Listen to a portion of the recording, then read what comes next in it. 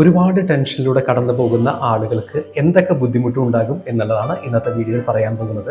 Hi, ഞാൻ Biju Balagopal, counselling psychologist, NLP grand master and hypnotherapist. ഇന്നത്തെ സാഹചര്യത്തിൽ പ്രത്യേകിച്ച് വർക്ക് ചെയ്യുന്ന ആളുകളെ സംബന്ധിച്ച് ജോലിയുമായി ബന്ധപ്പെട്ട ഒരുപാട് ടെൻഷൻസ് ഉണ്ടായിരിക്കും, ഫാമിലിയുമായി ബന്ധപ്പെട്ട കാര്യങ്ങൾ ഉണ്ടായിരിക്കും. ഇത് കൃത്യമായിട്ട് ബാലൻസ് ചെയ്യാതെ പോകുന്ന സമയത്ത് പലപ്പോഴും ടെൻഷൻ വരും. ഇത് വളരെ നിസ്സാരമായിട്ട് കൊണ്ടു നടക്കുന്ന ആളുകളുണ്ട്, അതായത് ടെൻഷൻ ഒരു സൊല്യൂഷൻ ഉണ്ടാക്കാതെ കൊണ്ടു നടക്കുന്ന ആളുകൾ.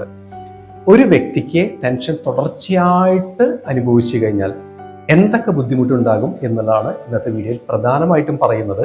അതുകൂടാതെ അതിനു വേണ്ടുന്ന 2 സൊല്യൂഷനും കൂടി ഇന്നത്തെ വീഡിയോയിൽ അവസാനമായിട്ട് പറയുന്നതാണ്. ഒന്ന്, ഒരു വ്യക്തി സ്ഥിരമായിട്ട് ടെൻഷൻ അനുഭവിച്ചുകൊണ്ടിരിക്കുകയാണെങ്കിൽ സ്വാഭാവികമായിട്ട് ശാരീരികമായിട്ട് ആരോഗ്യത്തെ ബാധിക്കും. ഉദാഹരണത്തിന് ഹാർട്ടിനെ ബാധിക്കും, ഉറക്കത്തെ ബാധിക്കും, വയറിന് ചില ഡിസ്കംഫർട്ടുകൾ ഉണ്ടായിരിക്കും. ഇമ്മ്യൂൺ സിസ്റ്റം അഥവാ രോഗപ്രതിരോധ ശേഷിയെ ബാധിക്കുന്ന ഒന്നാണ് ടെൻഷൻ. ഇനി മാനസികമായിട്ട് എടുക്കുകയാണെങ്കിൽ ടെൻഷൻ ഒരുപാട് വന്നിട്ട് ഒറ്റയ്ക്കിരിക്കാനുള്ള ഒരു ഡിപ്രഷൻ സ്റ്റേജിലേക്ക് പോകാനുള്ള സാധ്യത ഉണ്ട്. എനിക്ക് ഒന്നും ചെയ്യാൻ കഴിയില്ല എന്നുള്ള ഒരു അവസ്ഥ, ലാക്ക് ഓഫ് മോട്ടിവേഷൻ, അതായത് അവർക്ക് സെൽഫായിട്ട് മോട്ടിവേഷൻ ഉണ്ടാവില്ല, ഒന്നും ഇനീഷ്യേറ്റീവ് എടുത്ത് ചെയ്യാനുള്ള ഉത്സാഹം ഉണ്ടാവില്ല. അങ്ങനെ പല രീതിയിൽ ബാധിക്കും. ഇവിടെ ചെയ്യേണ്ട പ്രധാനപ്പെട്ട ഒരു കാര്യമെന്ന് പറയുന്നത് മാനസികമായിട്ടുള്ള ആരോഗ്യം വർദ്ധിപ്പിക്കുന്നതിന് സമയം ചെലവഴിക്കുക എന്നുള്ളതാണ്. എത്ര തിരക്കുണ്ടെങ്കിലും ഒരു 15-20 മിനിറ്റ് ഒരു ദിവസം ഒന്ന് മാറ്റിവെക്കുക സ്വന്തം മാനസിക ആരോഗ്യം വർദ്ധിപ്പിക്കുന്നതിന് വേണ്ടിയിട്ട്. മൈൻഡ്ഫുൾനെസ് പ്രാക്ടീസ് ചെയ്യുന്നത് നല്ലതാണ്, ഫിസിക്കൽ എക്സസൈസ്, മെഡിറ്റേഷൻ ഒക്കെ നല്ലതാണ്. ഏറ്റവും ബെസ്റ്റായിട്ട് പറയുന്ന ഒരു മെത്തേഡ് മൈൻഡ്ഫുൾനെസ് ആണ്. ടെൻഷൻ ഉള്ള ആളുകൾ മൈൻഡ്ഫുൾനെസ് പ്രാക്ടീസ് ചെയ്താൽ അവരുടെ ബ്രെയിനിൽ വരെ ചേഞ്ച് ഉണ്ടാകുന്നുണ്ട്. ഇത് സയന്റിഫിക്കലി പ്രൂവ് ചെയ്തിട്ടുള്ളതാണ്. അതുകൂടാതെ മൈൻഡ്ഫുൾനെസ് പ്രാക്ടീസ് ചെയ്യുന്ന ആളുകളിൽ കിട്ടുന്ന അടുത്തൊരു ബെനിഫിറ്റ്, ചില ആളുകൾക്ക് സിറ്റുവേഷൻസ് അഥവാ സാഹചര്യങ്ങൾ സെയിം ആയിരിക്കും.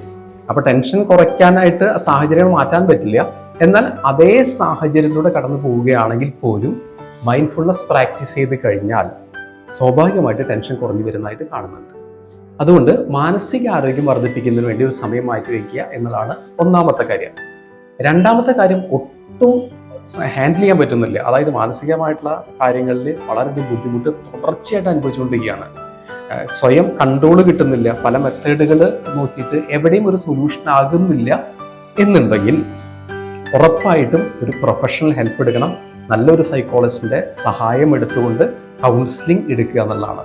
അത് കഴിഞ്ഞിട്ട് ആ ഒരു ഘട്ടത്തിനെ ഓവർകം ചെയ്താൽ പിന്നെ സ്വയം നിയന്ത്രിക്കുന്ന ഒരു അവസ്ഥയിലേക്ക് എത്താനായിട്ട് സാധിക്കും. അപ്പോൾ ഈ 2 കാര്യങ്ങളും ഒന്ന് പ്രാക്ടിക്കലായിട്ട് ചെയ്യുക. ഒന്ന്, മാനസിക ആരോഗ്യം വർദ്ധിപ്പിക്കുന്നതിന് വേണ്ടി ഒരു സമയം മാറ്റി വയ്ക്കുക. ഒട്ടും പറ്റാത്ത സിറ്റുവേഷൻ ആണെങ്കിൽ ഒരു പ്രൊഫഷണൽ ഹെൽപ്പ് എടുക്കുക എന്നുള്ളതാണ്. ഒരു പ്രൊഫഷണൽ ഹെൽപ്പ് എടുത്തുകൊണ്ട് ഇതിന് സൊല്യൂഷൻ ഉണ്ടാക്കാനായിട്ട് സാധിക്കും. ഇത് ഒരിക്കലും നിസ്സാരമായിട്ട് കാണേണ്ട ഒരു കാര്യമല്ല ടെൻഷൻ.